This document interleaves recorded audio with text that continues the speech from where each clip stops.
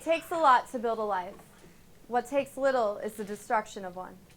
This may be the most difficult question in human life that we have to grasp. If creation takes an ocean, destruction takes a mere raindrop.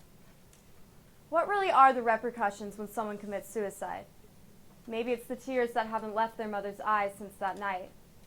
Maybe it's the newfound agonizing silence at the dinner table that practically screams their name. Or maybe it's the sheer emptiness.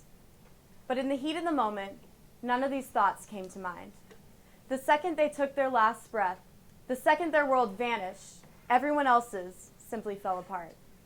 In an instant, the criminal and the victim were one and the same.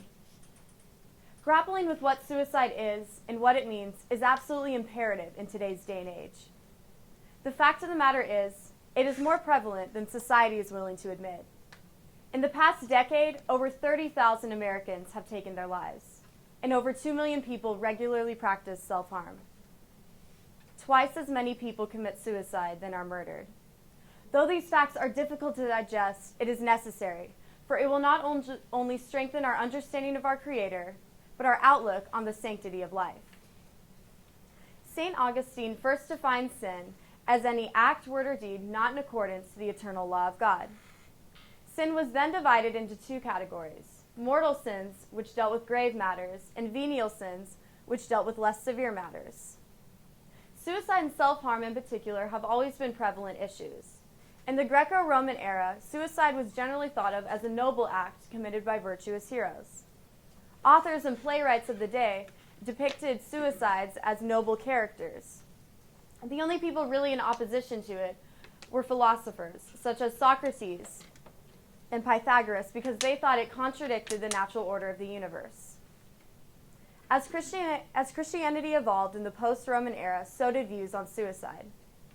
People started to think that it was the worst crime possible. St. Augustine, for example, declared it to be a damnable sin. As his ideals were published, legislation was passed on how suicide should be dealt with, including the torturing of suicide attempters and the denying of funeral rites to suicides. In the Middle Ages and during the Reformation, though other ideals started to change in the church, views on suicide only got stricter. People started to adamantly deny suicides of their funeral rites, and they considered it to be the worst sin possible. This was because it didn't allow the suicide time to ask for forgiveness for their sin. And this was huge in the church. They thought if you couldn't ask for forgiveness for your sin, you wouldn't be forgiven at all. During the Enlightenment period, people sought to neutralize these harsh attitudes towards suicide. New rationalist progressive thinking not only did they sought to neutralize these attitudes, but their attitudes started to shift. People thought of this as more of a mental illness than they did a crime. Authors such as Hume and Voltaire considered it an individual right that anyone could commit. In contemporary times, there's a huge diversity in what people believe.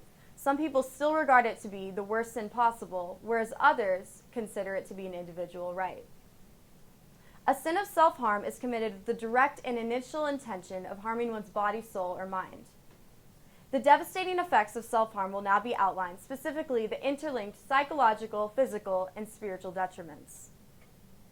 Given that sin exists in a hierarchy, it is crucial to understand the manner in which God views sin. Many people are uncomfortable with the language of comparison and therefore reject the idea that some sins could possibly be worse than another.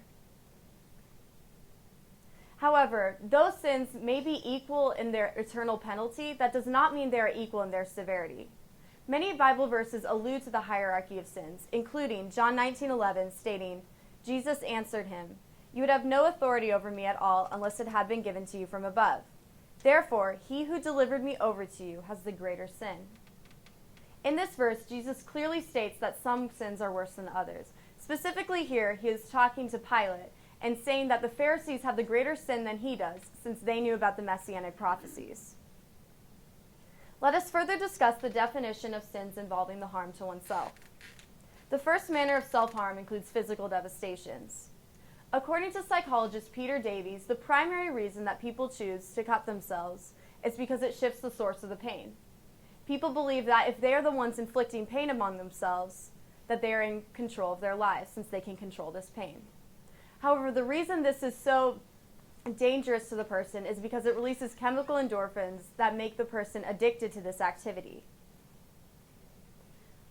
Though this is extremely dangerous, the human body has an amazing way of recovering from physical wounds, which makes the wounds left on the mental psyche much more dangerous. The second element of self-harm includes the psychological devastations. Those who commit a sin of self-harm have a vast disconnect from reality in their minds. Since God created a desire within us to protect ourselves at all costs, it is abnormal that someone would purposely want to inflict pain among themselves. Unless the only reason they would want to do this is if it would be perceived as an obvious solution to a problem. For instance, someone who's out of shape may want to exercise, which would be inflicting pain among themselves. But this is for an obvious solution, and this is coming from reason rather than emotional state. Solomon explains the importance of guarding your heart and mind from evils like self-harm in Proverbs 4:23, stating, "Above all else, guard your heart, for everything you do flows from it."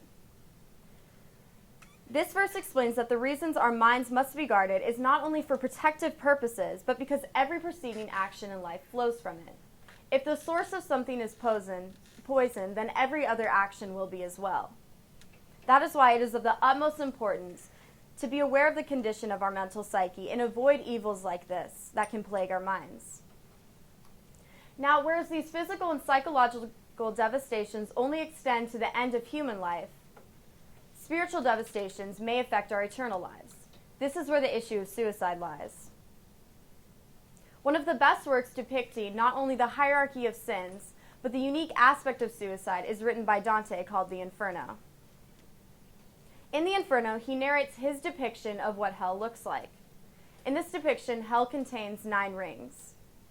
The closer the sinners that reside in these rings get towards the center, the more of a detriment that their sin is. In the ring dealing with the aspect of murder, he places the suicides closer to the center than any other of the murderers, therefore regarding suicide as the worst form of murder. The punishment of those who have committed suicide has their souls trapped in thorny trees. The reason for this punishment is because they set a low value on their God-given life. They are now deprived of their human form. More than that, according to Dante, all humans on the last judgment day will be summoned and will be able to regain their mortal bodies, but the suicides uniquely will never regain their mortal form. Though this example is quite drastic, it is a profound example on the devastations of suicide. Dante demonstrates the sanctity of respecting one's own life, and therefore how unique this makes suicide in its disrespect. When God created humans, he gave us a unique gift, our eternal souls. Therefore, if someone were to be murdered, though that person's life may be taken from them, there is one thing that can never be ripped from them: their will to live. No matter the circumstances, one can never deny the murdered person of their will and desire, of their choices of life or death. Free will, the will to choose, is the only thing we can possess that can never be taken from us. No one, not even God, can force our free will and our choices. That is why self-harm and suicide proves to be such a perversion of our nature, because it throws away our most sacred gift in life: choice. Some may object that suicide contains the extent of evil that I'm saying it does, and that it would not be worse than the murder of another person's life. They regard suicide as an individual right, and that we have the choice to make this decision. My response to this objection would connect back to the argument regarding human free will. To murder another is evil, there's absolutely no question there. But murdering oneself is an even greater evil due to 2 key components. 1, the intentions behind the action, and 2, the degree of perversion. Actions in life are heavily characterized by our intentions behind the action, meaning that 2 actions could seem to be essentially the same thing, but are vastly different due to the intent.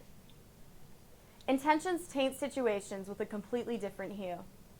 And whereas murder is innately evil, there's no question there, suicide contains more offense to our Creator, since it does not only strip one of life, but the will to live and their desire.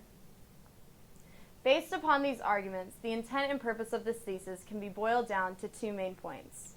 One, there's a hierarchy within sin, and two, suicide proves to be worse than most would expect. Knowing this can make the outlook on life and loved ones seem slightly more bleak. That is why it's important to know that grace and truth coexist with one another, and since much truth has just been offered about sin, grace must now be considered as well. Though these concepts and these ideals about suicide and the sanctity of one's life is important to grasp and understand, understanding that there is no sin a Christian can commit that can separate them from God in eternity is paramount. Thank you.